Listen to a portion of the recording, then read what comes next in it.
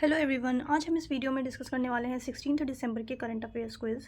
Channel पे आप लोग नए हैं तो चैनल को सब्सक्राइब कर लें, वीडियो अच्छी लगी तो वीडियो को लाइक कर दें।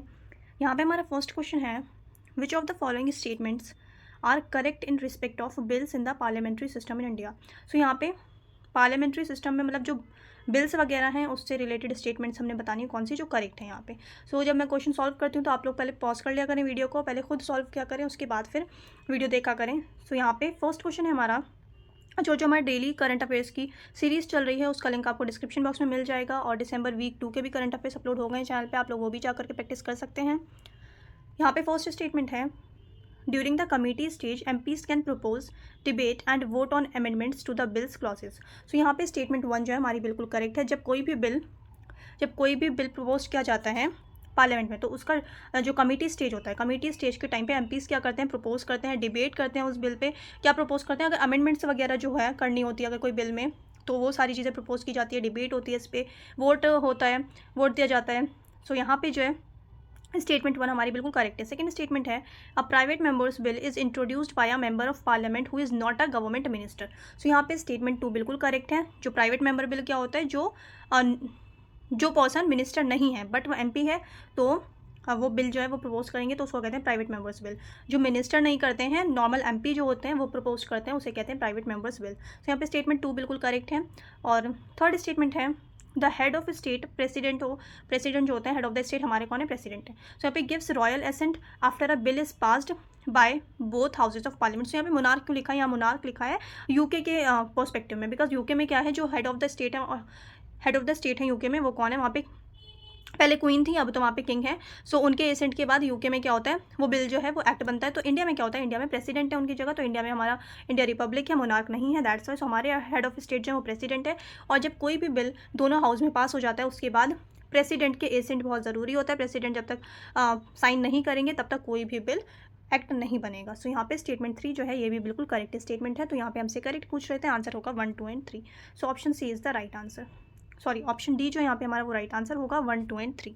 The next question is, which of the following areas is not, यहाँ पे नॉट पूछ रहे हैं, not one of the 4 pillars of Indo Pacific economic framework for prosperity. So अगर हम IPEF की बात करें, Indo Pacific economic framework for prosperity, इसके 4 जो पिलर्स हैं, 4 पिलर्स जो हैं, ये कौन कौन से पिलर्स हैं, तो एक तो है फर्स्ट, अगर हम बात करते हैं तो 4th पिलर में से फर्स्ट पिलर है, पिलर 1 है हमारा ट्रेड, पिलर 1 है ट्रेड। सेकेंड पिलर है, पिलर 2 है सप्लाई चेन्स, पिलर 2 है सप्लाई चेन्स।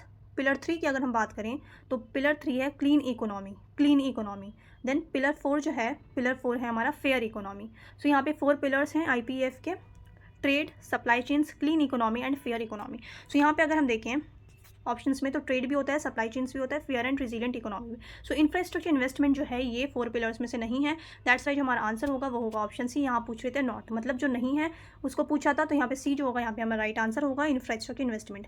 इंफ्रास्ट्रक्चर इन्वेस्टमेंट की अगर हम बात करें तो ये जो हमने अभी बताया कि क्लीन एनर्जी जो है, क्लीन एनर्जी का पार्ट है इंफ्रास्ट्रक्चर इन्वेस्टमेंट, बट ये अलग से कोई पिलर नहीं है, दैट्स वाई यहाँ पे जो आंसर होगा हमारा वो होगा ऑप्शन सी।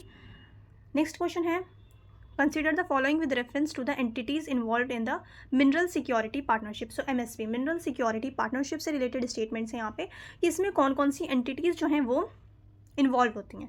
सो यहाँ पे अगर हम इसकी बात करते हैं, मिनरल सिक्योरिटी पार्टनरशिप में क्या होता है, collaboration of governments, international organisations and private stakeholders.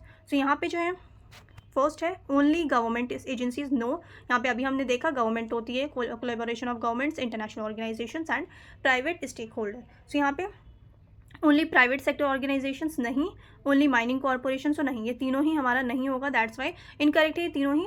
So यहाँ पे हमसे करेक्ट पूछ रहे थे, तो नन ऑफ द अबव जो होगा हमारा आंसर होगा option D is the right answer, none of the above. The next question is, which provisions of RPA 1951 mandates the disqualification of a person convicted of certain offences। so disqualification जो RPA में mention की गई है, representation of peoples act 1951 में, RPA 1951 की अगर हम बात करते हैं तो 1951 वाले RPA में जो मेंशन की गई है डिस्क्वालिफिकेशन के लिए, डिस्क्वालिफिकेशन जो मेंशन किया गया वो बेसिकली कौन से सेक्शन में किया गया है। सो यहाँ पे जो हमारा राइट आंसर होगा वो होगा section 8, option B is the right answer, section 8। The next question is, consider the following with reference to the oath of office for ministers in a parliamentary system. So यहाँ पे oath of office की बात कर रहे हैं ministers से related. सो यहाँ पे स्टेटमेंट 1 है हमारी, the oath is administered by the speaker of the Lok Sabha. So यहाँ पे स्टेटमेंट 1 हमारी बिल्कुल इनकरेक्ट है। जो मिनिस्टर की ओथ होती है, oath of administered by the president, president जो है वो एडमिनिस्टर करते हैं किसकी ओथ, मिनिस्टर्स। यहाँ पे मिनिस्टर से रिलेटेड बात हो रही है। अगर हम नॉर्मल एमपी की बात करते हैं जो मिनिस्टर नहीं है, ठीक है, सिर्फ एमपी है, मिनिस्टर नहीं है, तो एमपी की जो कौन करते हैं वो स्पीकर करते हैं। बट यहाँ पे मिनिस्टर की बात हो रही है तो मिनिस्टर की ओथ जो कौन एडमिनिस्ट्रेट करते हैं वो करते हैं हमारे प्रेसिडेंट। दैट्स वाई स्टेटमेंट 1 हमारी बिल्कुल इनकरेक्ट है। सेकंड स्टेटमेंट है the minister must take an oath of allegiance to the constitution. So यहाँ पे स्टेटमेंट 2 बिल्कुल करेक्ट है। थर्ड स्टेटमेंट है the oath is a ceremonial formality and has no legal significance. So यहाँ पे third statement भी हमारी बिल्कुल करेक्ट है। फोर्थ स्टेटमेंट इनकरेक्ट है। थर्ड स्टेटमेंट हमारी इनकरेक्ट है। फोर्थ स्टेटमेंट है the oath can be taken in private without any formal procedures. So यहाँ पे फोर्थ स्टेटमेंट बिल्कुल इनकरेक्ट है। ऐसा नहीं है कि ये कोई ये बेसिकली पूरा एक फॉर्मल प्रोसीजर होता है जो ओथ का होता है, तो यहाँ पे लिखा है विदाउट एनी फॉर्मल प्रोसीजर। तो यहाँ पे फोर्थ स्टेटमेंट हमारी इनकरेक्ट हो जाएगी। हमसे करेक्ट पूछ रहे हैं, आंसर होगा ओनली 2, मतलब एक ही था, सेकंड वाला हमारा करेक्ट था, तो यहाँ पे आंसर होगा only 1, option A, only 1 is the right answer. The next question is which of the following best describes Santa Ana winds. So Santa Ana winds की अगर हम बात करें तो ये बेसिकली हॉट ड्राई विंड्स होती है जो ओरिजिनेट होती हैं इनलैंड डेजर्ट से। और ये सेंटा एना विंड्स की बात करें तो ये यूएसए सदर्न कैलिफोर्निया की विंड्स हैं।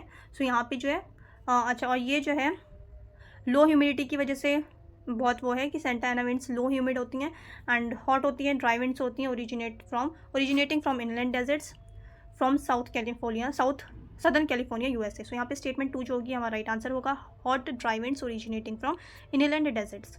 The next question is the term Levant often heard in the news रफली correspondence to which of the following regions.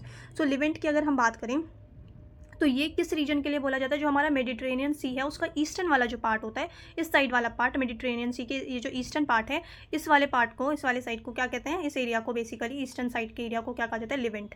सो यहाँ पे स्टेटमेंट ए जो होगा यहाँ पे बिल्कुल राइट आंसर होगा हमारा, region along the eastern Mediterranean शोर।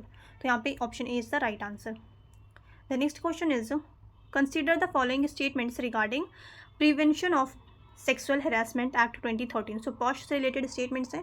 स्टेटमेंट 1 है यहाँ पे the act mandates the constitution of an internal complaints committee in work places with 10 और मोर एम्प्लॉयज। सो यहाँ पे स्टेटमेंट 1 हमारी बिल्कुल करेक्ट है। इस एक्ट में ये मैंडेटरी है कि इंटरनल कंप्लेंट्स कमेटी होनी चाहिए वर्क प्लेसेस पे जिसमें 10 एम्प्लॉयज़ हों, 10 या 10 से ज़्यादा एम्प्लॉयज़ होने चाहिए। तो यहाँ पे फर्स्ट स्टेटमेंट हमारी बिल्कुल करेक्ट है। सेकंड स्टेटमेंट है the ICC is responsible for investing complaints of sexual harassments and recommending appropriate actions. तो यहाँ पे सेकंड स्टेटमेंट भी बिल्कुल करेक्ट है। जो आईसीसी है ये रिस्पॉन्सिबल होता है, इन्वेस्टिगेट करता है जो भी कंप्लेंट्स फाइल की जाती हैं, इसके अंडर इन्वेस्टिगेशंस होती है सेक्सुअल हरासमेंट से रिलेटेड, एंड जो अप्रोप्रिएट एक्शंस लेना होता है, पनिशमेंट होती है, वो रेकमेंड करती है आईसीसी। सो यहाँ पे सेकंड स्टेटमेंट बिल्कुल करेक्ट है। थर्ड स्टेटमेंट है the act applies only to public sector organisations and excludes private company. So ऐसा नहीं है, यहाँ पे थर्ड स्टेटमेंट बिल्कुल इनकरेक्ट है। ये एक्ट जो है सारे वर्क प्लेसेस के लिए है, applies to all workplaces including public sectors organisations, private companies, NGOs, informal sectors. So यहाँ पे स्टेटमेंट 3 जो होगी हमारी इनकरेक्ट हो जाएगी। करेक्ट पूछ रहे थे, 1 और 2 हमारा करेक्ट है। सो 1 और 2 इज द जो 1 और 2 होगा आंसर, यानी कि जो ओनली 2 होगा ये हमारा राइट आंसर होगा। Only 2 statements are correct. The next question is the newly launch Jalvahak scheme aims. जो जलवाहक स्कीम है इसका एम क्या है। सो जलवाहक स्कीम की अगर हम बात करते हैं तो इसका एम है incentivise cargo movement via inland waterways. So यहाँ पे ऑप्शन सी जो होगा ये राइट आंसर होगा, incentivise cargo movement via inland waterways. The next question is the area known as Golan Heights sometimes appears in the news in the context of events related to। So Golan Heights की अगर हम बात करते हैं तो Golan Heights basically किस reason को कहा जाता है। तो ये मान लेते ये सीरिया है हमारा, ठीक है, ये सीरिया है, यहाँ लेबनान है और यहाँ पे ये इजराइल है। सो ये वाला जो एरिया है लेबनान, इजराइल, सीरिया के बीच में जो इधर वाला एरिया है इसे कहते हैं गोलन हाइट्स। सो गोलन हाइट्स बोला जाता है इस एरिया को। तो ये जो है ये मिडल ईस्टर्न कंट्रीज़ है। तो यहाँ पे जो हमारा राइट आंसर होगा वो क्या हो जाएगा, middle east. Option B is the right answer, middle east. I hope आप लोगों ने अच्छे से प्रैक्टिस की होगी। चैनल पे आप लोग नए हैं तो चैनल को सब्सक्राइब कर दें, वीडियो अच्छी लगी तो वीडियो को लाइक कर दें। अब मिलते हैं नेक्स्ट वीडियो में।